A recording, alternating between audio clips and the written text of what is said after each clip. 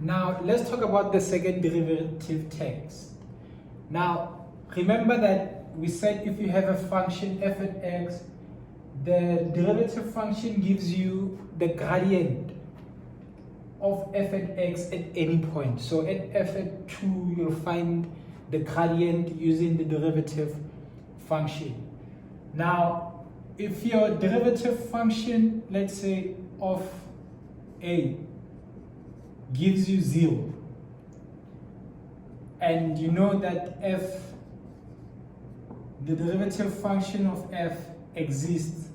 Now when the derivative function at a is 0, that means your function, remember that the derivative function gives you gradient. So if gradient is 0, it means your function at that point has a gradient that is horizontal. So maybe your graph is concave down, and then at that one point your gradient is 0, or your function is concave up and your gradient there at that one point is 0. So we just know that the derivative function at a is 0, which means the gradient is 0, but we don't know whether it's concave up or concave down. That's all the derivative function can tell us. Now, if we find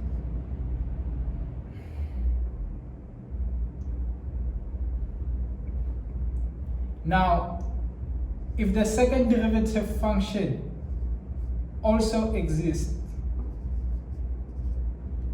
we can now check whether these functions are concave up or concave down. And remember that if a function is concave up, then we can have a minimum value here. If it's concave down, we can have a maximum value there.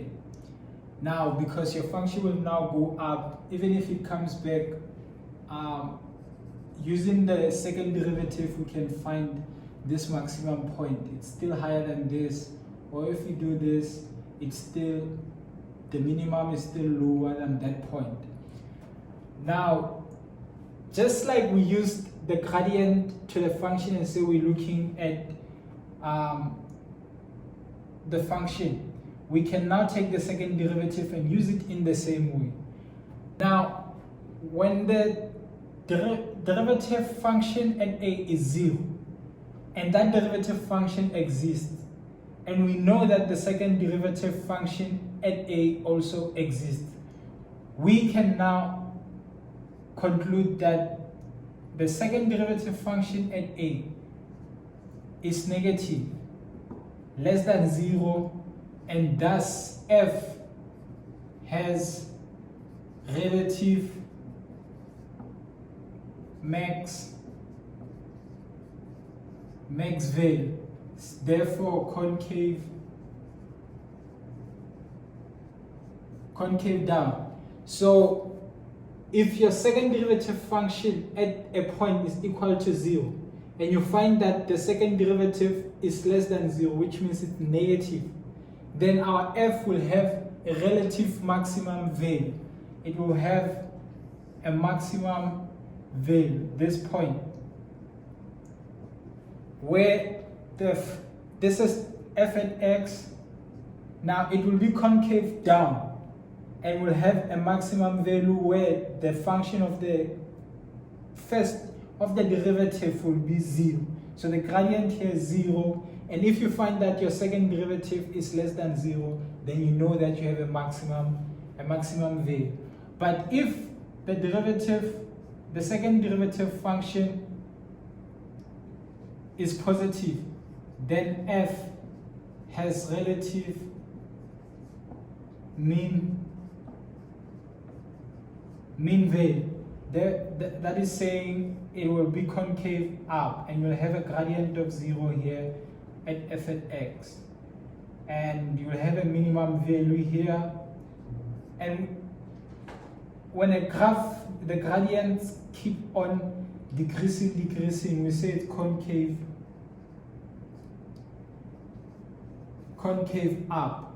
So when the gradients are decreasing like this, then we have a minimum value and we say that it is concave up. And a point where a function changes its concavity, meaning it could go from concave down to concave up. Let's say it goes like this. This point where it changes its concavity, we say that it is a point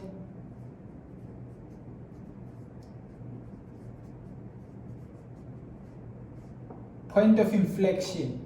Now this is concave down and this is concave up. The gradient here continues, it decreases, but from this point it starts to increase. You know, it will be positive, 0, negative, negative, but here it starts to go from negative, 0, positive, and at this point is our point of inflection.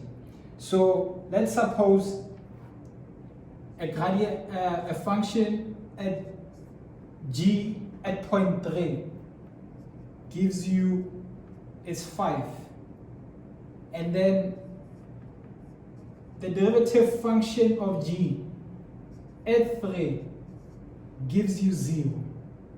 Now as soon as you know 0, you'll know that it will either be, the gradient will be horizontal like this, so we use the second derivative. If you find that maybe the second derivative of g gives you -6.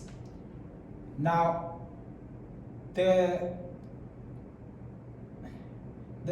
derivative function of 3 is 0. The second derivative function at 3 is -6. So the second derivative function is negative.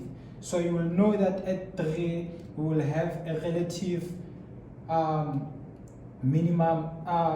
maximum value. So it is concave down just by looking at the second derivative. And that's how we use the second derivative test to check whether a value has a maximum value or a minimum value.